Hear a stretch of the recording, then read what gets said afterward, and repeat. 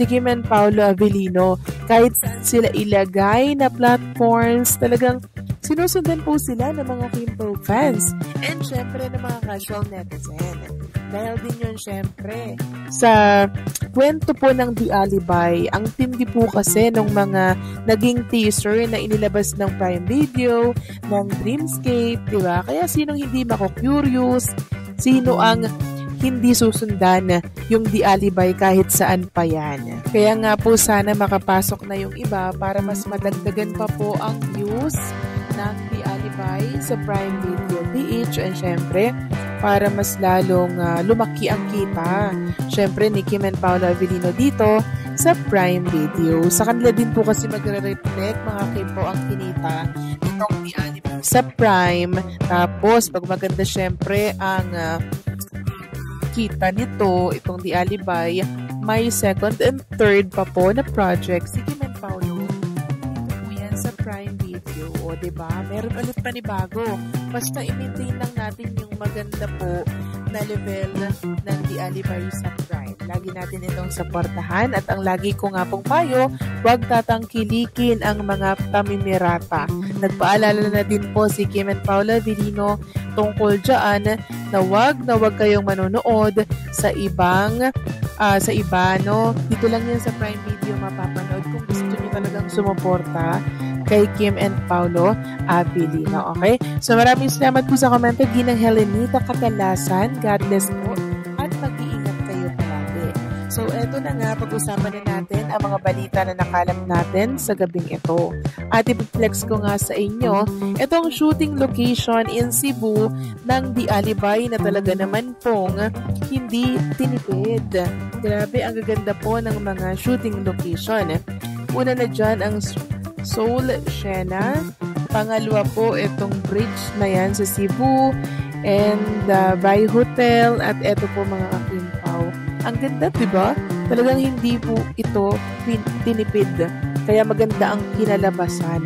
Maganda yung naging outcome at syempre yung review ng mga tao, iisang sinasabi nila hindi tinipid ang The Alibay. Kaya maganda ang kinalabasan. At alam nyo ba mga Kim Pao, top spot in the Philippines, itong The Alibay. So, Amazon Prime top 10 in the Philippines on November 9, 2025. So, grabe ha mga Kim Pao. Top 10 overall ang The Alibay. And ang goal natin, mga Kim Pao, ay mas pataasin pa po yan. Overall ha, dito kasi sa ating bansa, top 1 na. So, pag sinama yung overall, pang top 10 na po. Ito'y pang buong ano na, no? Worldwide mga Kim Pao. Pang top 10 ang The Alibay.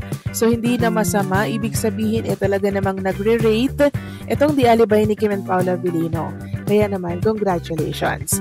Samantalang next topic naman tayo, pag-usapan natin ang kaganapan ni Chinita Princess kanina.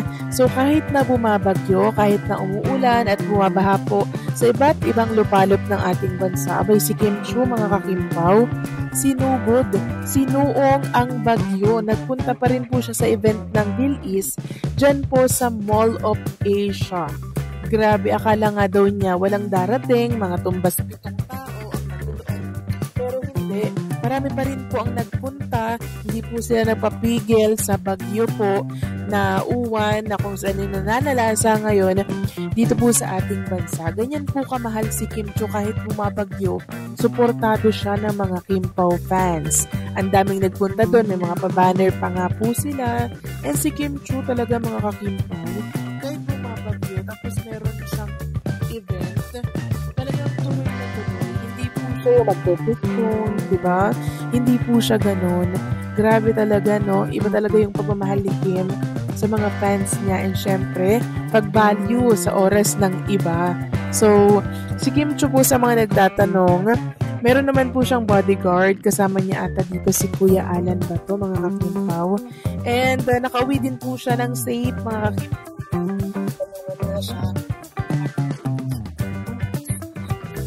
Sa MOA. And marami nga po nakapansin na yung sasakyan po ni Paolo Avellino na nasa likuran po ng van na sinakyan ni Chinita Princess. Diba po ang sasakyan ni Paolo Avellino ay color white na Santa Fe po. Diba? Na Hyundai. Sabi nga dito ng isang netizen, kaya ni Paolo yung nasa likod, yung Santa Fe niya, nakita nyo ba? Sabi ng isa, true ba? Tapos may nag-comment pa na, tama Ma'am Chantal. So, nakita ko din po, ipapakita ko po sa inyo ha, yung sasakyan na tinutukoy nila. Ito po mga kakimpaw. Yan po yung tinutukoy nila na sasakyan ni Paolo Avellino na nasa likuran po ng sasakyan nitong si Chinita Princess or sasakyan ni Chinita Princess. So, kung kay Paolo Avellino man yan, mga kakimpaw, ibig sabihin lang, sinisigurado lang po ni Paolo Avellino na safe po si Chinita Princess sa kanyang pag-uwi. Kasi kahit na bumabagyo, andyan po si Paolo Avellino. Talagang nakaalalay siya, nakagabay siya kay Chinita Princess kasi si Kim Chiu po kahit bumabagyo, nagpunta pa rin sa event. Ganyan niya po kasi kamahal ang mga taong nagmamahal din sa kanya na kahit bumabagyo, pinupuntahan po siya. And si Paolo naman, andyan lang lagi para po i-make sure na okay lang at ligtas si Chinita Princess. Ganitong lalaki po yung hinahanap natin for Kim Chiu. Makikita dito kung gaano ka-dedicated si Kim Chiu sa kanyang mga commitments at kung gaano naman ka-protective at maalaga si Paolo Avellino sa kanya. Sa panahon ng masamang panahon, bihira na ang mga artistang handang ituloy ang trabaho o commitment kahit delikado, kaya kahanga-hanga ang tapang ni Kim. Ngunit mas nakakakilig ang aksyon ni Paolo na agad sumugod para masigurong ligtas si Kimi. Makikita dito hindi lang ang kanilang professionalism, kundi pati ang malalim na koneksyon nila bilang magkaibigan. O baka higit pa, likas kay Kim ang pagiging matatag, pero nakatunaw din ng puso na may isang Paolo Avellino na handang umulan, bumagyo, at sumugod sa gitna ng panganib para lang masigurong ligtas siya. Sa kabuuan, ang tagpong ito ay parang real-life romantic hero moment. Tapang, malasakit, at kilig sa isang kwento. Ayon sa mga nakasaksi, kahit malakas ang ulan at halos walang visibility sa kalsada, hindi nagpatinag si Kim Chiu at tumuloy pa rin sa kanyang commitment sa Mall of Asia. Bit-bit daw niya ang kanyang trademark ng ngiti kahit nabasang-basa sa ulan. Nang malaman daw ni Paolo na si Kim ay nasa gitna ng bagyo, agad siyang sumugot sa MOA kahit baha at traffic, dala ang concern at pag-aalala. Kitang-kita raw ng ilang staff na agad nitong sinalubong si Kim sa entrance, inalalayan, at sinigurong makakasakay ito ng ligtas. Trending agad sa social media ang hashtag Paolo to Rescue at Kim sinugod ang bagyo dahil maraming netizens ang humanga sa tapang ni Kim at sa kabayanihan ni Paolo. Marami ring fans ang nagsabing parang teleserye sa totoong buhay. Sa gitna ng bagyo, ipinakita ni Kim ang dedikasyon ng isang profesional na artista, habang si Paolo naman ay naging simbolo ng care and chivalry. Isang magandang paalala na sa panahon ng unos, ang malasakit at pagmamahal ay hindi napipigilan ng ulan o baha. Maikling buwan na dagdag, sa gitna ng bagyo, dalawang puso ang nagtagpo. Isa ang matapang na tumuloy at isang nagmadaling sumundo. Kim Chiu at Paolo Avellino muling pinatunayan na hindi lang sa kamera nagliliyab ang chemistry nila, kundi pati sa totoong buhay. Ang pangyayaring ito ay tinakuha mula sa isang romantic drama series, pero hindi eksena sa teleserye, kundi sa totoong buhay ni Kim Chiu at Paolo Avellino. Sa kabila ng malakas na ulan at panganib ng bagyo, pinatunayan ni Kim kung gaano siya kasipag, tapang at dedikado bilang isang artista. Habang karamihan ay pipiliing manatili sa bahay para maghintay ng pagtila ng ulan, si Kim ay patuloy na tumupad sa kanyang mga obligasyon. Pinapatunayan na tunay siyang professional queen. Ngunit ang mas nakakakilig at kahanga-hanga ay ang ginawang hakbang ni Paolo Avellino. Sa sandaling marinig niyang si Kim ay nasa gitna ng bagyo, hindi siya nagdalawang isip. Tumakbo, sumugod, at siniguradong makasama niya si Kim para ligtas itong makauwi. Iyon ang uri ng kabayanihan na bihira na ngayon, isang simpleng kilos, pero puno ng kahulugan. Hindi ito tungkol sa publicity, kundi sa tunay na malasakit.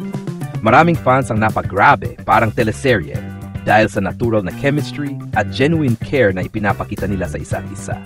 Sa mga mata ng mga tagahanga, ang tagpong ito ay isang patunay na ang Kim Pao Magic ay hindi lang sa harap ng kamera. Totoo at buhay ito sa likod ng mga eksena. Bukod sa kilig, may inspirasyon din sa kwentong ito. Sa panahon ngayon, kung saan madalas ay inuuna ng iba ang sarili, makikita sa ginawang ito ni Paolo ang kahalagahan ng malasakit at pag-aalala. Habang si Kim naman ay simbolo ng tapang, dedikasyon at professionalism na dapat tularan. Kaya hindi nakapagtaka kung bakit trending agad ang pangyayaring ito.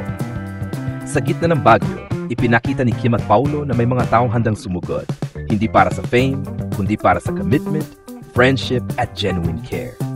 At sa puso ng mga fans, ito ang sandaling nagpapatunay na minsan, ang pinakamagandang love story ay yung hindi planado, yung nagaganap ng natural kahit sa gitna ng ulan. Ang masasabi ko sa balitang, Kim, sinugod ang bagyo.